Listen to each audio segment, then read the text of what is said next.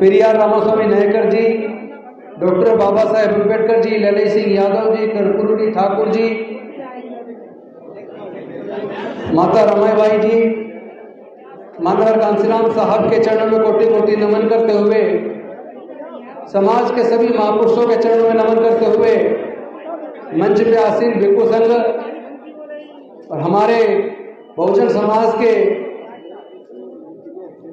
वरिष्ठ नेता स्वामी प्रसाद मौर्य जी, तमाम मंच पे आसीन अतिथिगण, माताओं, बहनों, बुजुर्गों, प्यारे साथियों, सभी को क्रांतिकारी जय भीम, विनम्र नमो बुधाय। मुझे थोड़ी सी आपसे बातें करनी है, लेकिन बातें तब होंगी जब आप आपस में बात नहीं करेंगे। बहुत ज्यादा समय नहीं लेंगे, लेकिन आपका ध्यान चाहता हूं, थोड़ी सी एक बात समझिए। सबसे पहले तो मैं बधाई देना चाहूंगा जन जागरूक बौद्ध सम्मेलन कर रही समिति का, बौद्ध एकता समिति, जिसने इतना सुंदर आयोजन किया, और वो भी ऐसे अवसर पर जिन दो माताओं ने, राजमाताओं ने भारत में भारत की महिलाओं के लिए, जिनको पढ़ने लिखने पर धार्मिक बंदिश थी, उनको पढ़ाने का पहला स्कूल 1 जनवरी 1848 को खोला। ऐसे दो राजमाताओं की जयंती आज आप यहां मना रहे हैं, इसके लिए मैं आप सबको बधाई देता हूं।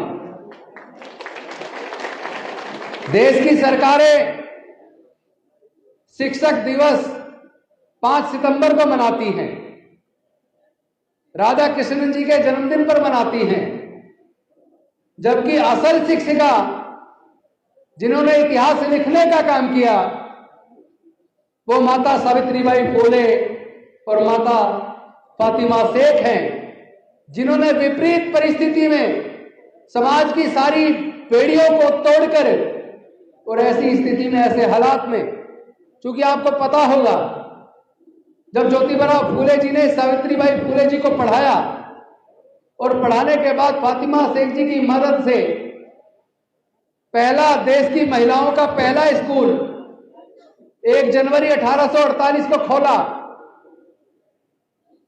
तो ज्योतिबराव फूले जी के ऊपर इतना ज्यादा दबाव वहां के लोगों ने बनाया, उनका सामाजिक बहिष्कार कर दिया, और उनको कहा कि या तो अपने बेटे बहू से कहो वो स्कूल बंद करे, वरना तुम्हारा सामाजिक बहिष्कार कर दिया जाएगा। ज्योतिबराव फूले जी के पिताजी ने अपने पुत्र ज्योतिबराव फूले जी को और पुत्रवधू सावित्रीबाई फुले जी को कहा कि अगर तुम्हें समाज के विपरीत जाकर, धर्म के विपरीत जाकर अगर इसी तरह महिलाओं का स्कूल खोलना है तो मेरा घर खाली कर दो। ज्योतिबराव फुले जी ने और सावित्रीबाई फुले जी ने वो घर छोड़ दिया, लेकिन ऐतिहासिक काम करके दुनिया के अंदर ऐसा काम करके दिखा दिया जिसके लिए आज स्वर्णिम अक्षरों में उनका नाम किया जाता है। और आज आपको इसलिए धन्यवाद करता हूं कि सरकारें तो शिक्षक दिवस 5 सितंबर को मनाती हैं राधा कृष्णन जी के नाम पर, लेकिन आप लोगों ने सच्चे मायने में जिनके नाम पे शिक्षा दिवस मनना चाहिए, आप लोग उनके नाम पे शिक्षक दिवस मना रहे हैं। इसके लिए मैं आप सबको बधाई देता हूं। एक चीज आपको समझनी पड़ेगी, भारत के अंदर सबसे ज्यादा ब्राह्मण मजबूत क्यों है? क्योंकि ब्राह्मणों का शिक्षा के ऊपर कब्जा था। ज्ञान पर जिसका कब्जा होगा, क्योंकि सारे जितने भी दुनिया में तरक्की हुई है वो ज्ञान से हुई है। किसी भी व्यक्ति के सोचने पर पाबंदी लगा दो, पढ़ने लिखने पर पाबंदी लगा दो, उसके बाद वो व्यक्ति और जानवर में कोई फर्क नहीं रहेगा। और इतिहास गवाह है, भारत के अंदर धर्मशास्त्रों में लिखकर देश के 88% बहुजनों के पढ़ने लिखने पर, ज्ञान पर धार्मिक बंदिश थी, उनके व्यापार करने पर धार्मिक बंदिश थी, उनके संपत्ति रखने पर धार्मिक बंदिश थी। इसीलिए देश के 88% बहुजन समाज के लोग, चाहे अनुसूचित जाति में हो, चाहे अनुसूचित जनजाति में हो, चाहे पिछड़े वर्ग में हो, चाहे वो धार्मिक अल्पसंख्यक में हो, वो लोग क्यों इतने पिछड़ गए? क्यों वो बड़ी जमीनों के मालिक क्यों नहीं बन पाए? वो बड़े व्यापारी क्यों नहीं बन पाए? वो स्कूल कॉलेजों के मालिक क्यों नहीं बन पाए? क्योंकि उनके ऊपर लगातार लगभग 3000 साल तक उनके पढ़ने लिखने पर धार्मिक बंदिश थी। लेकिन मुझे दुख इस बात का है कि जिस धार्मिक बंदिश को तोड़ने का काम ज्योतिबा फूले, सावित्रीबाई फूले, फातिमा शेख जी ने किया, और उसके बाद उस रास्ते को और मजबूती देने का काम डॉक्टर बाबा साहब अम्बेडकर जी ने किया, जिन्होंने अपने संविधान में सबको बराबर करके सबके पढ़ने लिखने के रास्ते को खोल दिया। उसके बाद जब हमारे लोग पढ़ने लिखने लगे, बाबा साहेब के दिए रिजर्वेशन की वजह से नौकरियां मांगने लगे, और जब 1993 में मंडल कमिश्नरों की सिफारिश लागू हो गई सुप्रीम कोर्ट से जजमेंट के आने के बाद, उसके बाद पिछड़े वर्ग के लोग भी नौकरी मांगने लगे, तो उन लोगों के पेट में दर्द हो गया जिन लोगों का देश के सारे संसाधनों पर कब्जा था, जिन लोगों का देश के पूरे व्यापार के कब्जा था, जो लोग देश की सारी नौकरियों पर कब्जा करके बैठे थे। लेकिन जब अनुसूचित जाति, जनजाति और अति पिछड़े वर्ग के लोगों को 49.5% हिस्सा मिलने लगा, तो जो लोग पूरी की पूरी रोटी खा रहे थे, जब उनको उस रोटी में जिन बाकी का हक था उनको हक देना शुरू किया, तो उनके पेट में दर्द हो गया। जो लोग बाकी लोगों का हक मार रहे थे, जो उनकी हकमारी कर रहे थे, उनके पेट में दर्द हो गया, और उन लोगों ने षड्यंत्र किया। षड्यंत्र करके उन्होंने दो तरह के काम किए। उन्होंने एक तरफ देखा कि इन लोगों के पास बोलने की ताकत कहां से आई है, ये लोग ताकतवर होने लगे तो कहां से हो रहे हैं, ये लोग इंजीनियर बनने लगे हैं, डॉक्टर बनने लगे हैं, साइंटिस्ट बनने लगे हैं, प्रोफेसर बनने लगे हैं, कलेक्टर बनने लगे हैं, IPS IAS बनने लगे हैं, मंत्री बनने लगे हैं, मुख्यमंत्री बनने लगे हैं, मुख्य न्यायाधीश बनने लगे हैं, यहां तक कि राष्ट्रपति बन गए हैं। अरे जो लोग कभी इनके घर के सामने से चप्पल पहनकर नहीं निकल सकते थे, आज लोग बड़े बड़े अफसर बन के बैठने लगे हैं। ये बोलने की ताकत इनके पास कहां से आई? तो उनको समझ में आया ये बोलने की ताकत इनके पास पढ़ने लिखने से आई है, ज्ञान से आई है, और नौकरी से घरों में थोड़ा पैसा आया है। जब ज्ञान भी आ गया, थोड़ा पैसा भी आ गया, तो बोलने की ताकत आ गई। आपको याद होगा इसी के ऊपर, क्योंकि जो हजारों साल हमारे लोगों ने जो गुलामी झेली, जो वो शिक्षा से, ज्ञान से वंचित रहे, उसके ऊपर ज्योतिबा फूले जी ने गुलामगिरी में लिखा है, ज्ञान बिना मति गई, मति बिना नीति गई, नीति बिना गति गई, गति बिना धन गया, और धन के अभाव में हमारे लोग गरीब हो गए और गुलाम हो गए। यानी अगर आपके पास शिक्षा नहीं रहेगी, अगर आपको फिर से ज्ञान से वंचित कर दिया जाएगा, अगर आपको नौकरियों से फिर से वंचित कर दिया जाएगा, तो आपके पास और है क्या? आप तो बहुत बड़े जमींदार भी नहीं हैं, क्योंकि दलितों के पास तो, आदिवासियों के पास तो पहले से ही जमीन नहीं है, अति पिछड़ों के पास पहले से ही जमीन नहीं है। पिछड़े वर्ग में जिन लोगों के पास थोड़ी बहुत जमीन है, उनके पास भी थोड़ी बहुत जमीन है जो केवल अपना गुजारा चला सकते हैं, वो कोई बहुत बड़े जमींदार नहीं है। तो हमारी तरक्की का जो रास्ता खुला था, जिसको खोलने के लिए डॉक्टर बाबा साहब अम्बेडकर जी ने अपने 5 में से 4 बच्चे गंवा दिए, जवानी में अपनी पत्नी माता रमाबाई को गंवा दिया, अपना पूरा जीवन जलाकर हमारे जीवन में प्रकाश पैदा किया, हमारे आगे बढ़ने के रास्ते खोल दिए। लेकिन इन सरकारों ने षड्यंत्र करके देश के सारे संस्थानों को बेच दिया, MTNL बेच दिया, BSNL बेच दिया, रेलवे बेच दिया, एयरपोर्ट बेच दिए, एरोड्रोम बेच दिए, पोर्ट बेच दिए, और एक एक करके रेलवे बेच दिया। सब कुछ धीरे धीरे बिकता जा रहा है। देश के सारे संस्थान बेच दिए हैं, और देश के जितने यूनिवर्सिटी है, यूनिवर्सिटी के अंदर असिस्टेंट प्रोफेसर, प्रोफेसर बनते हैं, वहां कोई एग्जाम नहीं होता, केवल इंटरव्यू से होते हैं, केवल RSS के लोग कॉलेजों के अंदर प्रोफेसर लग रहे हैं। तो आपका तो इन्होंने नौकरी का रास्ता सब कुछ प्राइवेटाइज करके ठेके पे दे दिया, ठेकेदारी प्रथा ला दी। ठेकेदारी प्रथा में शोषण होता है, हमारी नौकरियां इन्होंने छीन ली है। और दूसरा जो रास्ता हमारा ज्ञान का रास्ता था, उन्होंने शिक्षा को पिछले 25-30 सालों में शिक्षा को इतना महंगा कर दिया, चूंकि सरकारी स्कूलों को कमजोर कर दिया। जिस सरकारी स्कूल में 100 टीचर होने चाहिए, वहां 20-25 टीचर हैं। जब टीचर ही नहीं होंगे तो स्कूल में पढ़ाई नहीं होगी। और अपने पैसे वाले लोगों के लिए, अपने बच्चों को पढ़ाने के लिए उन्होंने प्राइवेट स्कूल खोल दिए और वहां पे संस्कृत कंपलसरी कर दी। इनके बच्चे, इनके नेताओं के, अफसरों के, स्वर्ण जाति के बच्चे पढ़ रहे हैं पब्लिक स्कूलों में। हायर एजुकेशन में इनके बच्चे जा रहे हैं विदेश पढ़ने। इनके बच्चे तो इंग्लिश मीडियम में पढ़े और हमारे बच्चे हिंदी मीडियम में और संस्कृत पढ़े। इनके बच्चे बड़े बड़े अफसर बने, इनके बच्चे बड़े बड़े कंपनियों के मालिक बने और हमारे बच्चे पढ़ाई के अभाव में 10वीं 12वीं में पढ़ाई छोड़ने को मजबूर हो जाएं। क्योंकि कॉलेजों के अंदर, नई शिक्षा नीति के अंदर इन्होंने शिक्षा को इतना महंगा कर दिया कि अगर आपके बच्चे इंजीनियरिंग करना चाहे, मेडिकल करना चाहे, लॉ करना चाहे, बीआर करना चाहे या कोई अच्छे प्रोफेशनल कोर्स में जाना चाहे तो एक डिग्री करवाने के लिए कम से कम 12 से 15 लाख रुपया चाहिए और अगर एमबीए आईआईएम से करवाना है तो 50 लाख रुपया चाहिए। लेकिन देश के अनुसूचित जाति और जनजाति के लोग 99% ऐसे हैं जिनके पूरे परिवार की अगर इनकम जोड़ ली जाए तो 3,000 से लेके 20,000 रुपए महीना के बीच 99% SC ST और अति पिछड़े वर्ग के लोग और मुस्लिमों के अंदर भी 90% लोग ऐसे हैं जिनके पूरे परिवार की इनकम जोड़ ली जाए तो पूरे परिवार की इनकम एक महीने की 3,000 रुपए से लेकर 20,000 रुपए के बीच में एक महीना में कमाते हैं।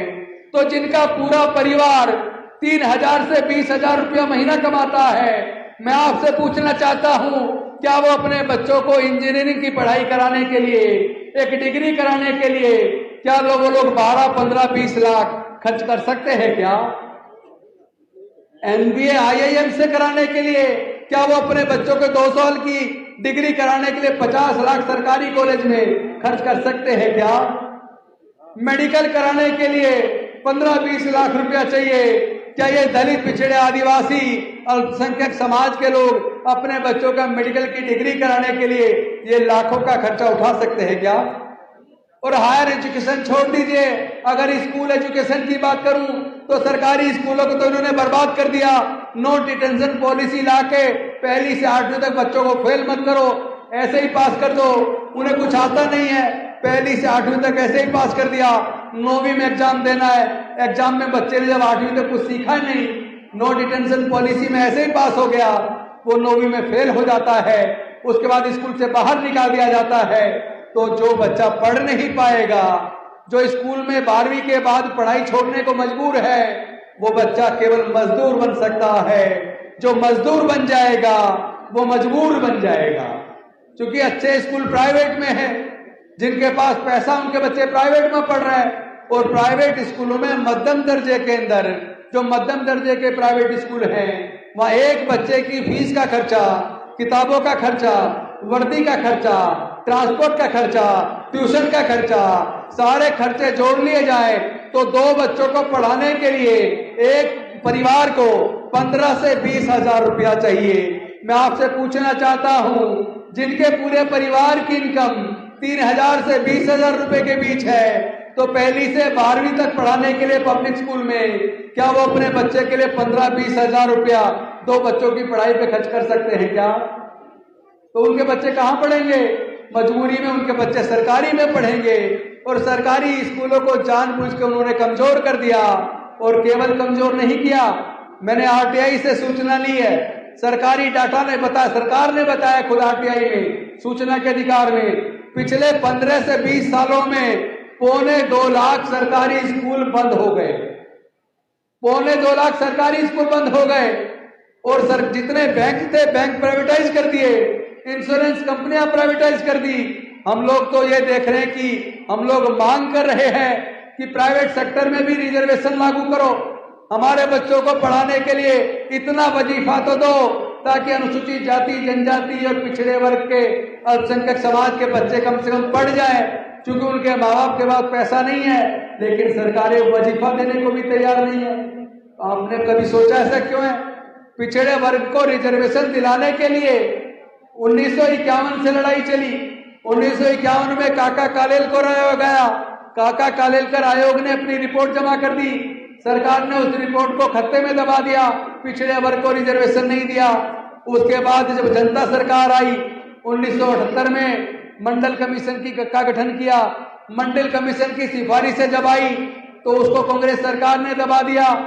उसके बाद जब विश्वनाथ प्रताप सिंह जी की सरकार आई, उन्होंने 7 अगस्त 1990 को पिछड़े वर्गों के लिए रिजर्वेशन लागू करने के लिए मंडल कमीशन की सिफारिशें लागू करने की घोषणा कर दी। लेकिन मनवादी लोगों ने पूरे देश में तोड़ फोड़ कर दी। वो लोग कोर्ट चले गए और कोर्ट ने भी मंडल कमीशन के उस सरकार के फैसले को स्टे कर दिया। 2 साल तक सुप्रीम कोर्ट में केस चला। 2 साल बाद सुप्रीम कोर्ट में केस जीता इंदिरा साहनी मर्सी यूनियन और केस जीतने के बाद भी 1 साल सरकार ने लगा दिया नोटिफिकेशन निकालने में। 1993 में जाके पिछड़े वर्गों को रिजर्वेशन मिला, तब कहीं जाकर उनकी नौकरियां लगनी शुरू हुई। और यूनिवर्सिटी के अंदर 2008 में रिजर्वेशन ओबीसी का लागू हुआ, तब उनकी नौकरियां लगनी शुरू हुई। तो ये देखिए, पिछड़े वर्गों को रिजर्वेशन लेने के लिए 43 साल लगे। 43 साल। ये मैं जो कह रहा हूं जरा ध्यान से सुनो। पिछड़े वर्ग का रिजर्वेशन लागू करवाने में पिछड़े वर्गों को 43 साल लगे। लेकिन जनरल कैटेगरी जिनकी जनसंख्या 12% है, आपने देखा होगा बिहार के आंकड़े जो आए हैं, जनरल कैटेगरी के लोग 12% है। 12% को ईडब्ल्यूएस के नाम पर उन्होंने 10% दे दिया और उन्होंने कभी मांगा नहीं, कोई धरना प्रदर्शन नहीं किया, सरकार से कोई मांग नहीं की, कोई कमीशन गठित नहीं हुआ, कोई सर्वे नहीं हुआ, कोई डाटा नहीं है उनकी जनसंख्या का। उसके बावजूद 4 दिन के अंदर बिना मांगे 12% लोगों को 10% रिजर्वेशन दे दिया। कोर्ट में गए तो कोर्ट ने भी स्टे नहीं किया। ओबीसी वाले मुद्दे पर कोर्ट ने स्टे कर दिया, लेकिन इस वाले मुद्दे पर कोर्ट ने भी स्टे नहीं किया। जबकि अगर आप संविधान को पढ़ेंगे, आर्टिकल 15(4), आर्टिकल 16(4) पढ़ेंगे तो रिजर्वेशन का आधार गरीबी नहीं है। रिजर्वेशन का आधार है जो शैक्षणिक रूप से और सामाजिक रूप से पिछड़े हैं, केवल उनको रिजर्वेशन दिया जा सकता है।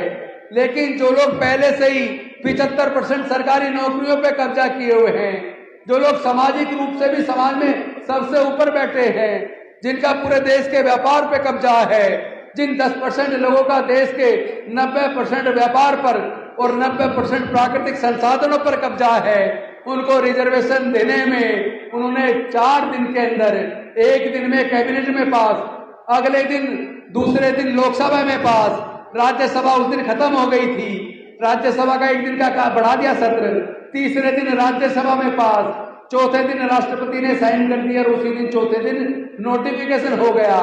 यानी कि सुप्रीम कोर्ट से जीतने के बाद ओबीसी का नोटिफिकेशन आने में 1 साल लगा, लेकिन यह सरकार ने 1 दिन के अंदर जनरल कैटेगरी को नोटिफिकेशन देकर उनको 10% रिजर्वेशन दे दिया।